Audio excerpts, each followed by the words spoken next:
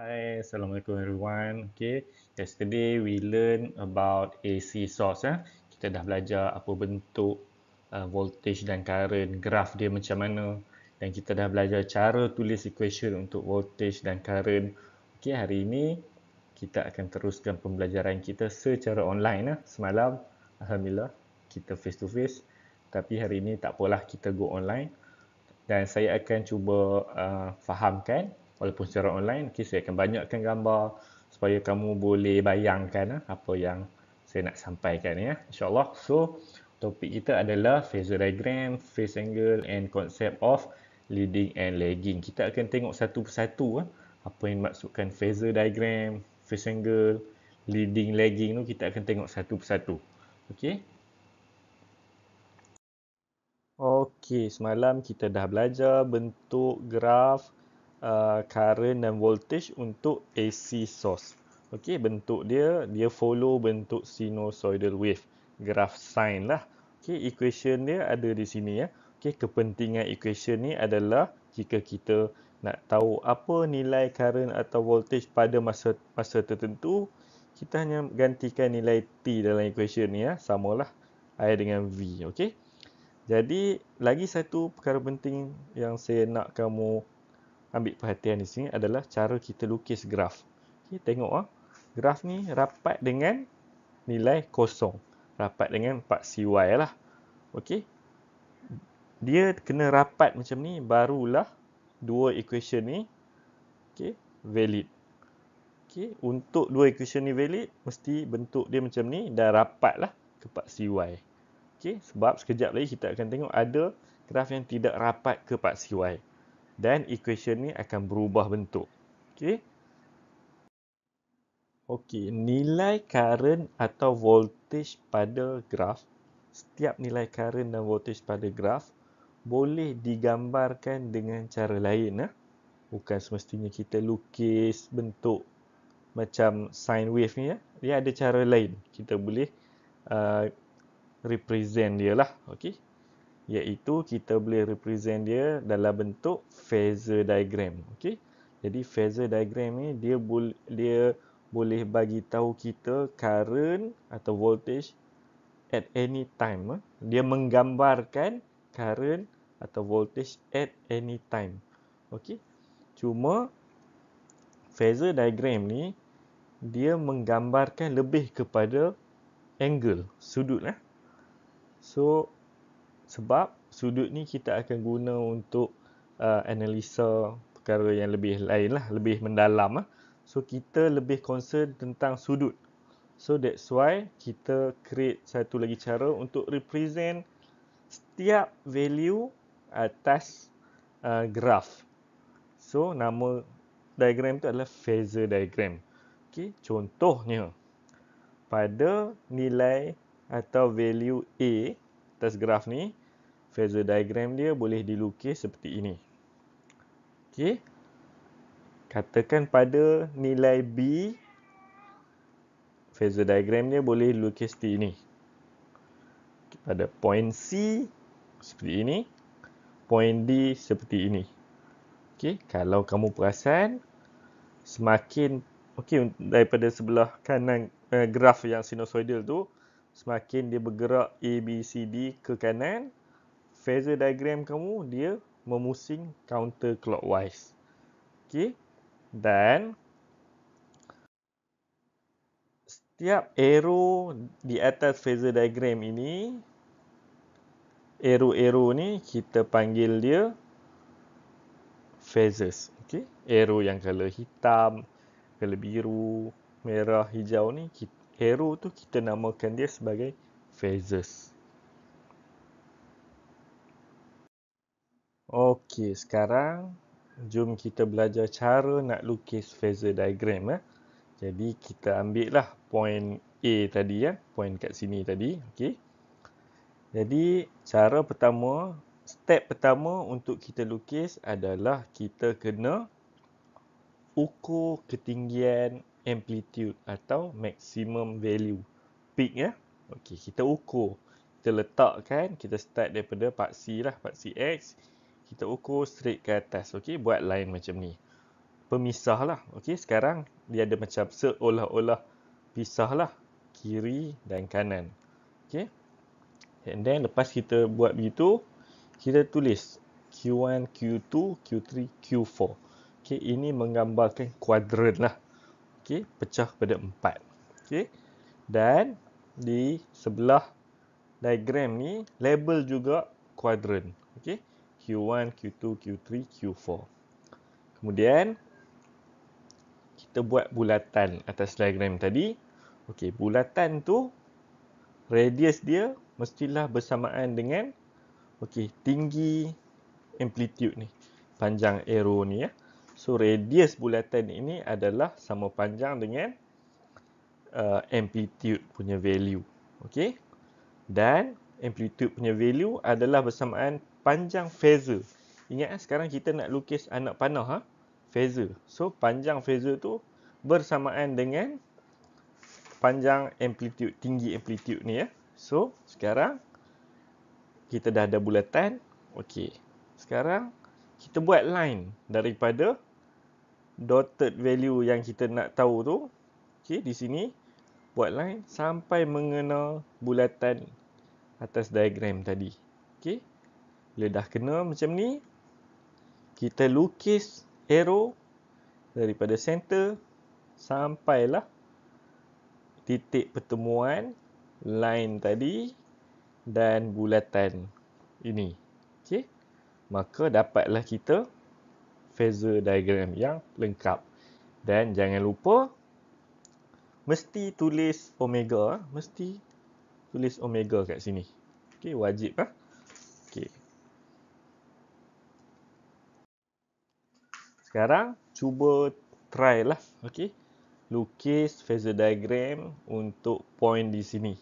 So macam saya kata tadi, kita boleh lukis phasor diagram di point mana-mana saja atas sine wave ni, sinusoidal wave ni. Tapi sebagai contoh, cuba lukis kat sini. Okey, try pause video ni, try lukis dapat macam mana. Okey, kamu akan dapat roughly macam ni ya. Okey, jangan lupa label omega. Okey, wajib label lah omega 2. Okey. Selagi graf itu bermula di titik kosong rapat ke paksi Y, kita hanya pakai omega. Okey. Omega 1, omega 2, okey, macam tu mesti pakai omega. And then ini untuk graf selanjutnya lah kalau di point ini ya. Dan kalau point ini, di sini point dia, okey, graf dia dekat sini, kuadran keempat. Okey.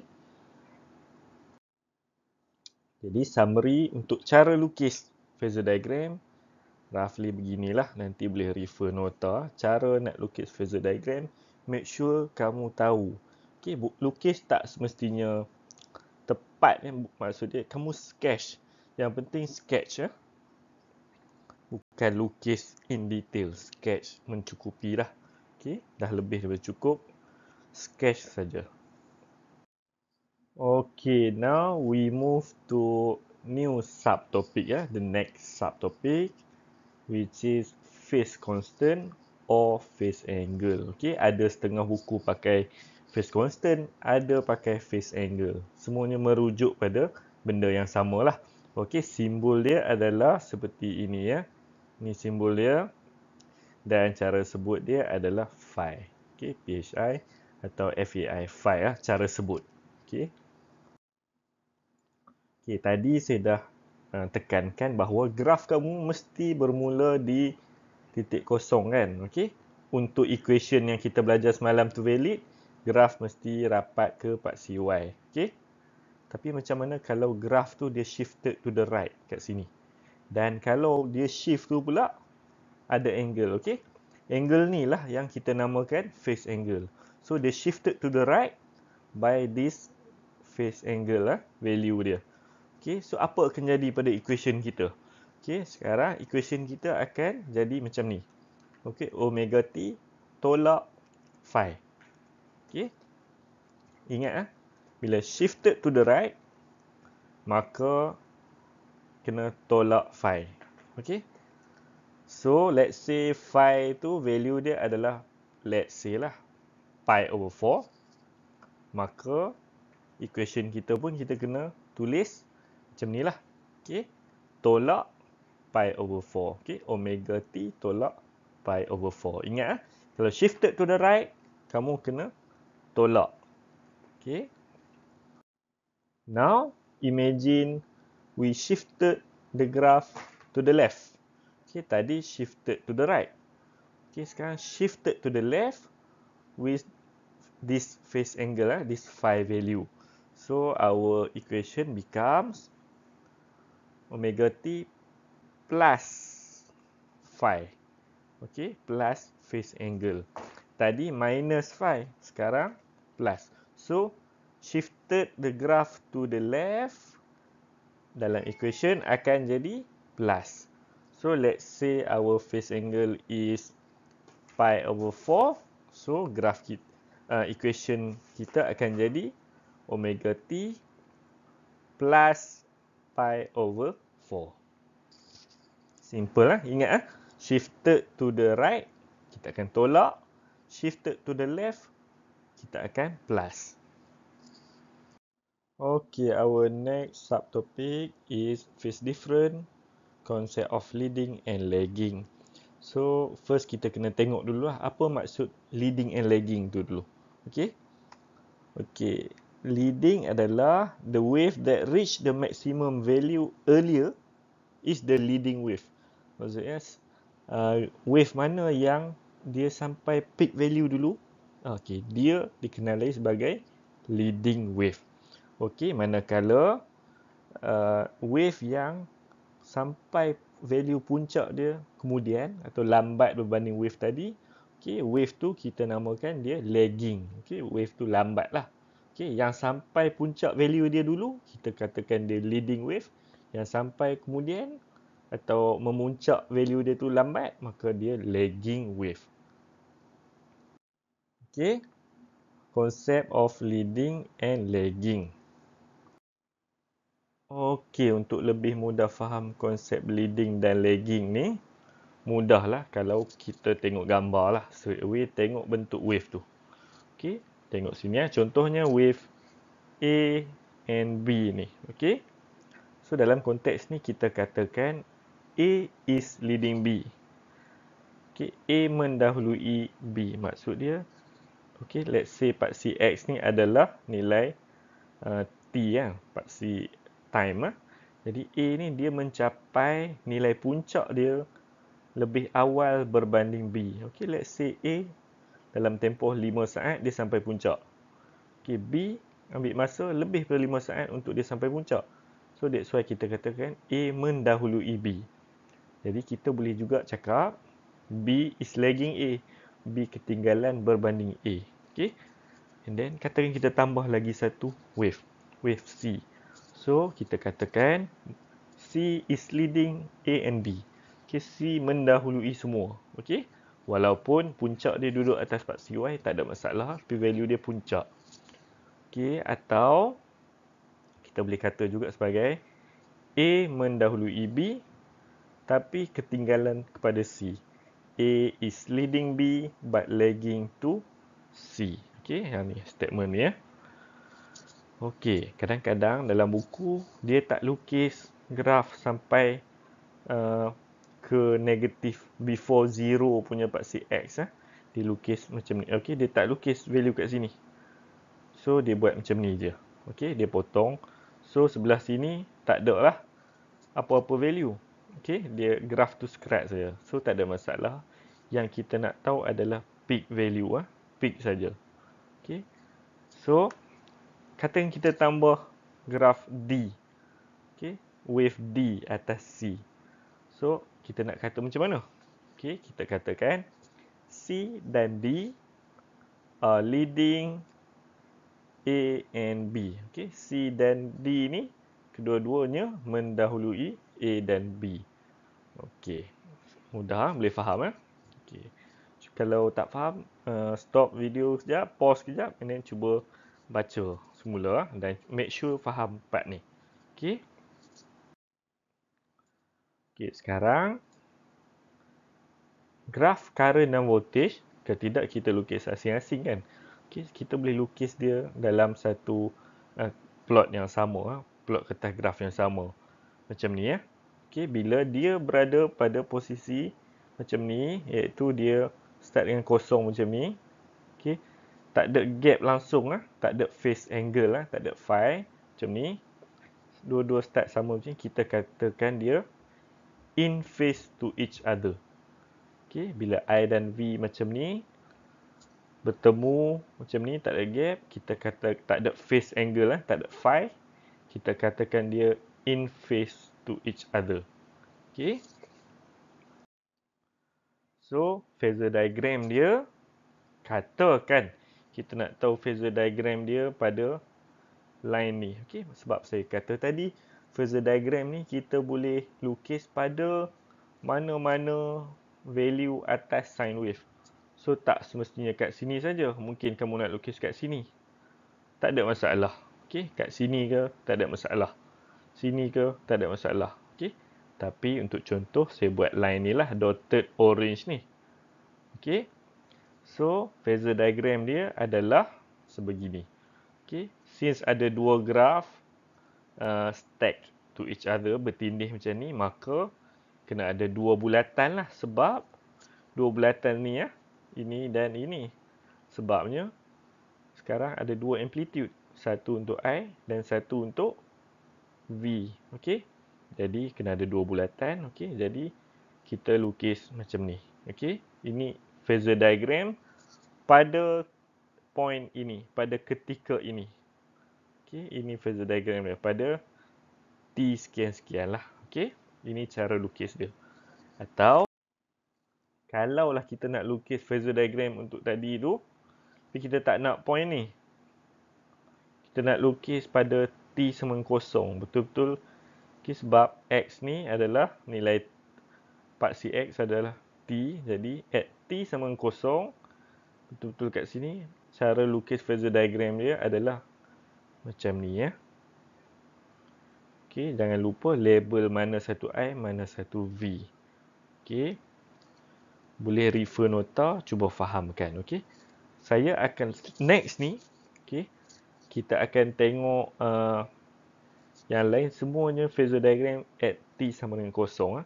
Lepas-lepas ni, supaya kita lebih mudah faham topik next. Okey. Sekarang, kalau tadi kita katakan in phase, betul lah? Sekarang, kalau dia stack to each other, tak ada gap. Sekarang, tengok graf hijau ni, dia ada phase angle berbanding graf biru. Okey, graf hijau ada phase angle berbanding biru. Phase angle dia kat sini ya. Okey, so kita katakan green wave ya, bukan waveform, sorry ya. The green wave leads the blue wave by phi. Okey, sebab dia mendahului lah, dia peak dulu. Dia mencapai value puncak dia lebih awal berbanding biru. Sebanyak phi. Okey, atau kita belajar tadi, kita boleh katakan juga sebagai blue wave lags the green wave by phi. Okey, wave biru ni dia ketinggalan berbanding wave hijau. Okey, jadi V dan I punya equation. Okey, since dia ada phase angle, kamu tak boleh lah tulis macam general equation biasa yang kita belajar semalam. So, kamu kena ubah sesuai macam kita belajar tadi. Okey, kalau dia shifted to the left, equation kita akan jadi omega T plus phi. Okey. So, ayat dia sekarang kita boleh tulislah voltage leads the current by phi. Okey. Atau current lags the voltage by phi. Okey, sama statement ni kedua-duanya mempunyai maksud yang sama. Okey. Jadi phasor diagram dia, okey. Ini yang paling penting tahu lukis phasor diagram. Okey, macam mana nak lukis? Okey, buat prosedur yang sama saya ajar tadi Cuba try lah lukis Jadi untuk phasor diagram untuk pada T sama dengan kosong, untuk lukis V is leading I ni begini ya bentuk dia. So kita nampak phi dia adalah dalam konteks ni 90 degrees. Dan kalau kamu perasan semalam kan saya cakap half cycle ni cover kosong sampai 180 darjah kan. Okey, jadi half ini adalah 90 darjah lah. So 90 darjah lah. That's why kita akan dapat 90 darjah kat sini. Okey. Jadi kita katakan V leads I by 90 degree. Okey. Phasor diagram at kosong. Okey. Okey, next contoh kita adalah bentuk macam ni. Okey, V dan I. Okey. Dalam konteks ni I walaupun rendah berbanding V, okey, tapi dia mencapai nilai puncak dia lebih awal berbanding V. Maka kita katakan blue wave leads the red wave by 5. Okey. Oh bukan red orange, sorry. Okey, atau kita katakan juga orange wave lags the blue wave by 5. Atau since graf ni adalah graf I dan voltage, kita katakan current leads the voltage by 5. Atau voltage lags the current by 5. Okey, sama saja maksud current leads voltage by 5, voltage lags current by 5. Okey, since ni juga kita tahu split 2 leads 2, okey, 90 darjah kan. So kita boleh katalah the voltage lags the current by 90 degree. Okey, sama. Okey, jadi kena faham konsep leading dan lagging baru kita boleh faham slide ni. Okey. So phasor diagram at T sama 0, okey. Sama graf yang sama, okey, ni graf yang sama macam tadi. Cara lukis phasor diagram ni penting, okey. Tadi dekat atas kan. Okey, sekarang at T sama 0 kat sini. Okey, phasor diagram dia adalah macam ni. Okey, V di bawah. Okey, I di sini. Okey. Ini phasor diagram at T sama 0. Okey, boleh faham dan cuba baca nota dan cuba ingatlah, okey. Kalau graf macam ni, phasor diagram dia begini. Okey. Sekarang okey, macam mana kalau kita diberi equation, okey, dua equation V dan I. Okey. Okey, dan dia ada phase angle. Okey, phi lah. Cuma phi di sini adalah 20 degree. Dan 5 di I punya di current ni adalah negatif 40. Kita nak tahu phase different berapa. Maksudnya kalau kita lukis graf, berapa gap dia tu? Okey, phase different, phase angle dia tu berapa? Gap antara dua ni. Okey. Mudah saja. Okey, cara paling penting, metod paling penting dan paling berkesan adalah lukis graf. Okey. Tak perlu lukis semua sampai puncak. Kita hanya perlu lukis line yang potong paksi Y saja. Okey. So untuk I, macam kita belajar tadi, kalau graf tu negatif phase angle, maksudnya dia shifted to the right. Okey. Back tu kamu kalau tak faham kenapa dia di point ni, okey, sebab dia negatif Tadi kita belajar kalau dia shifted to the right, value phase angle dia adalah negatif. So kita tahu graf ni shifted to the right. So kita lukis macam ni. Okey, untuk V kita tahu positif. Positif maksud dia shifted to the left. Okey. So kita lukis juga macam ni. Tak perlu lukis perfect puncak. Puncak graf tak perlu, hanya yang potong paksi X saja. So kita buat macam ni. Kita tandalah. Okey. So kita tulis. Okey, ini 40 degree. Okey, maksud dia jarak dia lah, 40 degree angle dia. Okey, ini pula 20 degree. Okey. Tak perlu consider adakah dia perlu negatif or not. Kita nak tahu magnitude dia saja.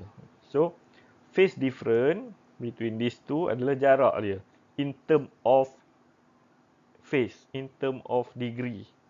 So, phase difference atau jarak in term of angle atau degree adalah 20 campur 40 sama dengan 60 degree. Kalau soalan tu minta dalam radian, bagilah pi over 3. Okey. Jadi satu tip adalah dalam soalan ni V dan I kedua-duanya sin, betul lah? Dua-dua sin. Sin equation dia adalah sin. Tapi kalau salah satu dia cos, okey, kamu kena tukar ke dalam sin. Okey, tak boleh main simply terus lukis. Kena tukar salah satu ke yang cos lah. Kamu tukar yang cos tu kepada sin. So, tips dia, contohlah. Okay, tips dia lah. Kalau lah graf tu diberi cos omega t. So, equivalent, dia juga equivalent tu omega t plus 90 darjah. Okay. Jadi, contohnya lah. Okay, I sama dengan 25 cos 50 pi t tolak 40. Okay, macam mana nak tukar pada sin? 25 sin bracket 50 pi t tolak 40 tambah 90. Okey, pakai tips yang atas ni lah. Okey, pakai tips ni. So, dapatlah graf equation untuk dalam bentuk sin. Okey. Oh, sepatutnya saya boleh convert terus. So, 50 pi t plus 50 lah hasil tambah negatif 40 tambah 90. Okay. So far you have learned all this point. Cuba baca dan tengok faham tak semua ni. Okay, cukup untuk kuliah hari ni.